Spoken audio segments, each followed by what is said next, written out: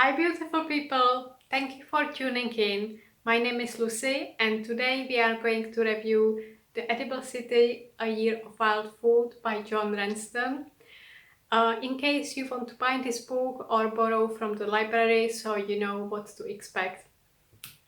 It is a great book regarding if you live in the city but you still want to get some wild food into your diet, because most of us, we don't have the luxury to live in wild nature, which is not really necessary. What I would say about this book, I really like this book, and most of my blog posts are inspired by this book, and you can see me sharing lots of recipes. I would also say you can see this book was written by a man. Why am I saying this?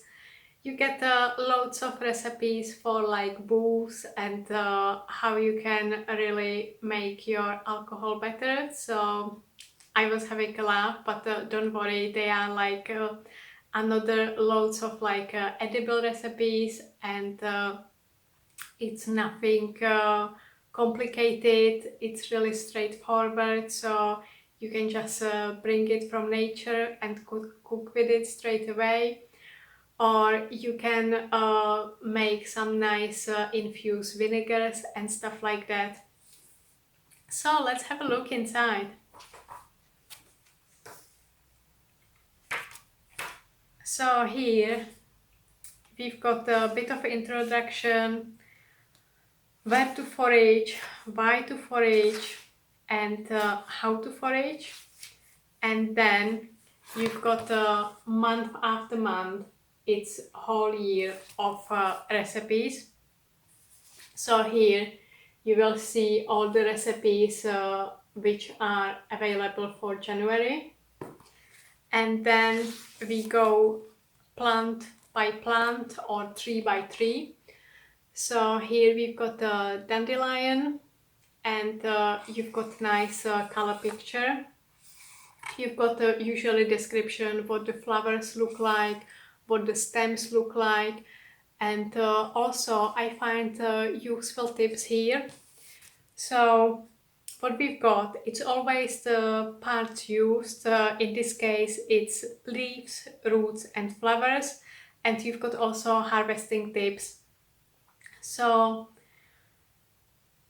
what is the best way, or how can you make the most of it? So in case in dandelion, it's cut the top of the roots below where the leaves join to keep them together.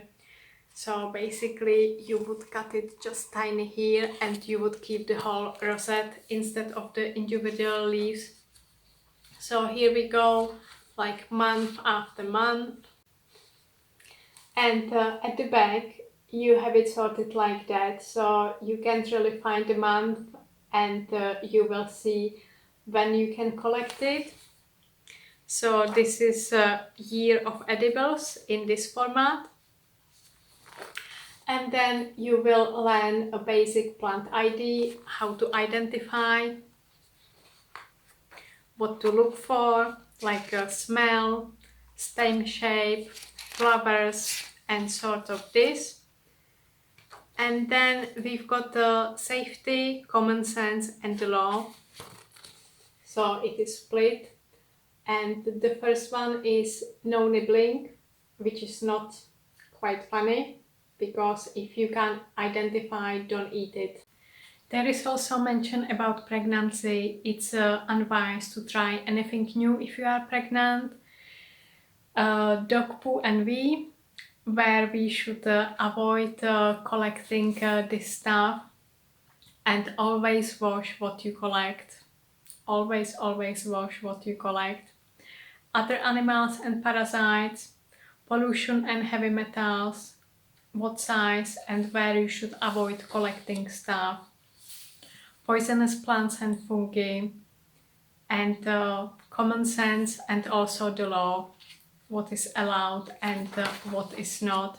And at the far back we've got edible plants and they poisonous lookalikes, which is quite handy. And I forgot to mention here it's also nicely split into a family. So for example, you've got the mint family, carrot family, and so on. So the mint family, it's a really great place to start learning. There are no poisonous members of this family in the UK, although some of them might taste horrid. And the carrot family, it's not for beginners. You should really avoid it unless you are 100% sure and you were taught by somebody really experienced, because we have here some deadly members like hemlock. And when we go back to the edible plants and their poisonous lookalikes, let's say here we've got, what does it look like? So you've got the edible cow parsley, and here is the poisonous hemlock. And you can see also the stem. The edible variation, it looks like celery. And we've got also the leaves here.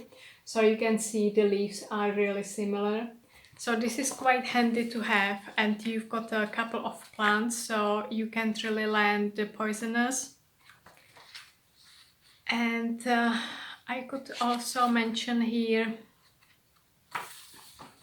here we've got the edible juniper and the poisonous yew, so you can really distinguish which one is which. And yeah, that's it. So overall, I really like it. They are really nice, usable tips. You can check my blog. I've got, as I mentioned, a couple of recipes there from John's book. And yes, why don't you go and try it yourself? Have a look. And for me personally, what I'm gonna try, it's magnolia. I planted my magnolia a couple of years ago. It has just got a few flowers, so it's not really huge. But what I really like is magnolia petals lightly pickled in elderflower vinegar. I don't have elderflower vinegar, but you can use any vinegar, whatever. And it will preserve the nice flavor. And I can't wait to try this on. I'm really excited about this. And another one, if I can quickly find it, Horn of Plenty. I haven't seen this fungi myself, but there is something mysterious about this mushroom which really attracts me for some reason. So if you know where to find this beauty, let me know. I hope you find plenty of inspiration in this book. If you find this video useful, please share with your friends and family. Give me a like and don't forget to hit the subscribe button. So happy foraging from my heart to your heart. Bye until next time.